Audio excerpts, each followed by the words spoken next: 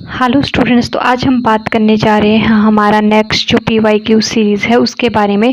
तो हमने बात कर दी थी हेरिडिटी एंड एनवायरनमेंट की, तो उससे रिलेटेड ही कुछ एक हमारे क्वेश्चंस है जो एग्जामिनेशन पॉइंट ऑफ व्यू से आपके इम्पॉर्टेंट है, उन्हीं को ही हम डिस्कस करेंगे। और साथ साथ में आप लोग भी अच्छे से जो है प्रेपरेशन करना आप स्टार्ट कर दो, क्योंकि कभी भी जो है आपकी इसकी नोटिफिकेशन आपके एग्ज़ाम की आ सकती है। तो आपकी जितने अच्छे से प्रेपरेशंस होंगी उतने ज़्यादा ही आपके चांसेस हो जाते हैं सिलेक्शन के। चलिए फिर स्टार्ट करते हैं फर्स्ट क्वेश्चन से। क्वेश्चन नंबर फर्स्ट आपका क्या कहता है? The belief that children behaviour can be modified by reinforce and Punisher is based on the idea that development is primarily influence by.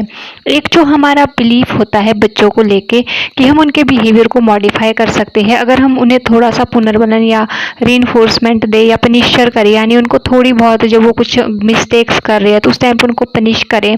तो इस आइडिया के बेसिस पर जो उनकी एक डेवलपमेंट है वो किससे प्रभावित होती है? फर्स्ट है आपका हेरिडिटी से, सेकंड है both heredity and environment, third है एनवायरनमेंट, फोर्थ है मोर than one of the above. तो इसका जो राइट आंसर है आई थिंक सभी को पता होगा, तो इसका राइट आंसर आपका ऑप्शन नंबर 3 आ जाता है, एनवायरनमेंट से। क्योंकि जब भी हम बात करते हैं किसी भी जो हमारी जीन्स को छोड़ के जितने भी हमारी चीज़ें आती है वो सारी हमारी एनवायरनमेंट के अंदर आ जाती है। तो ये भी क्या एक बाहरी पदार्थ है, यानी कि जब हम बच्चों को शाबाश वेरी गुड देते हैं या उनके बैड बिहेवियर पर उन्हें पनिश करते हैं तो ये सारे क्या है हमारे बाहरी कारक है, यानी कि हमारा एनवायरनमेंट है। ठीक है, यहाँ पर कोई भी हेरिडिटी का रोल नहीं होता है। नेक्स्ट क्वेश्चन पे अगर हम जाएंगे तो देखते हैं नेक्स्ट क्या कहता है। The children do not resemble their parents in every way. They possess many different characteristics. Which of the following heredity law best describe the assertion?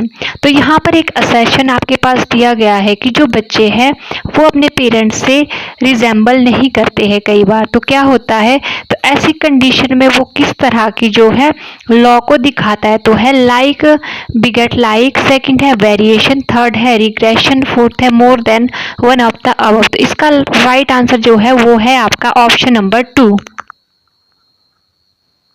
Variation. यानी कि वेरिएशन का मतलब क्या होता है कि जो बच्चे हैं वो अपने पेरेंट्स की तरह नहीं होंगे, उनके अंदर कुछ थोड़े बहुत चेंजेस आएंगे। ठीक है, रिग्रेशन मैंने आपको बताया था कि 100 में से सिर्फ और सिर्फ जो है 98% जो हेरिडिटी है वही बच्चों में नजर आती है, कई बार 50 तक भी पहुंच जाता है। ठीक है, तो वो एज इट इज अपने पेरेंट्स की तरह नहीं दिखेंगे, बट वेरिएशन की जब हम बात करते हैं तो वो डिसिमिलर हो जाते हैं अपने पेरेंट्स से। ठीक है,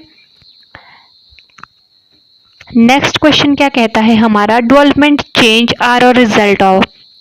अब डेवलपमेंटल चेंज किस चीज़ का रिजल्ट है? फर्स्ट है unique combination of genetic and environmental circumstances, second है neither heredity nor environmental factor, only genetic makeup of an individual, more than one of the above. तो ये सभी को पता है कि डेवलपमेंट किसका रिजल्ट होता है। तो इसका जो राइट आंसर है वो है आपका option number 1, a unique combination of genetic and environmental circumstances. ठीक है, नेक्स्ट क्वेश्चन क्या है आपका? The father of genetics. तो ये भी बहुत ही घिसा पिटा क्वेश्चन है, तो ये सभी को पता होना चाहिए। तो जेरॉर्ज मेंडल, सेकंड है थॉमस हंट मॉर्गन, थर्ड है जेम्स वॉटसन, फोर्थ है चार्ल्स डार्विन। तो इसका जो राइट आंसर है वो क्या है आपका? वो है आपका ऑप्शन नंबर 1, क्योंकि मोस्टली इन्हीं को ही कंसीडर करते हैं जेनेटिक्स के फादर। सबसे पहले इन्होंने ही जेनेटिक्स के बारे में बात की थी। नेक्स्ट क्वेश्चन है आपका, which state of human beings is determined by heredity. तो हेरिडिटी के द्वारा कौन सा जो एक ट्रेट है वो बच्चों के अंदर आता है, यानी ट्रेट का मतलब है लक्षण। पहला है मॉरल वैल्यू या मॉरलिटी आएगी, सेकंड है टेम्परामेंट यानी कि वह जल्दी गुस्सा करते हैं या किस तरह का जो बच्चों का व्यवहार है वो, थर्ड है इंटेलिजेंस एंड फोर्थ है सोशल। तो इसका जो राइट आंसर है वो है ऑप्शन नंबर 3, इंटेलिजेंस। जब भी हम इंटेलिजेंस की बात करते हैं तो मोस्टली जब हम बात करते हैं, कभी भी हम जब इंटेलिजेंस का कंसेप्ट पढ़ते हैं तो हम वहाँ पर कहते हैं कि जो हमारी इंटेलिजेंस है वो कहीं ना कहीं हमारे पेरेंट्स से हम तक आती है। तो ये एक कंसेप्ट है यहाँ से आपका। नेक्स्ट क्वेश्चन है आपका, when a zygote split the two identical independent cluster that develop become. अब मैंने कल परसों जब आपको ये टॉपिक करवाया था तो उस टाइम पे भी बताया था कि जब एक ज़ाइगोट जो है वो स्प्लिट होके दो अलग अलग ट्विंस बनाता है तो उसको हम क्या कहते हैं? तो ऐसी कंडीशन को हम कहते हैं मोनोज़ाइगोटिक ट्विंस। तो आपका जो राइट आंसर है वो यहाँ से मोनोजाइगोटिक ट्विंस आ जाएगा। ठीक है, नेक्स्ट है आपका डाइजाइगोटिक ट्विंस रिजल्ट 1। अब डाइजाइगोटिक ट्विंस कब होते हैं आपने ये बताना है। A single egg is fertilised by a sperm and then split. जब एक सिंगल जो अंडा है या एग है वो फर्टिलाइज होता है स्पर्म के साथ और स्प्लिट हो जाता है तब। या a single egg is fertilised by the two different sperm, यानी कि जब एक ही एग दो स्पर्म के साथ जो है फर्टिलाइज होगा। थर्ड है two egg are fertilised by two different sperm, यानी कि दो अलग अलग साइमल्टेनियसली जो एग बनेंगे वो दो डिफरेंट स्पर्म के साथ मिलकर जो है फर्टिलाइजेशन करेंगे। Either a single egg is fertilised by one sperm और two egg are fertilised by two different sperm. तो इसका जो राइट आंसर है वो क्या है आपका, इसका राइट आंसर है ऑप्शन नंबर सी।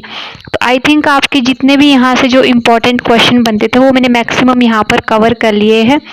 तो मिलते हैं जल्द ही नेक्स्ट वीडियो में नेक्स्ट टॉपिक के साथ। नेक्स्ट टॉपिक हमारा रहेगा इंडिविजुअल डिफरेंसेस के ऊपर। तब तक के लिए bye bye and thank you for watching.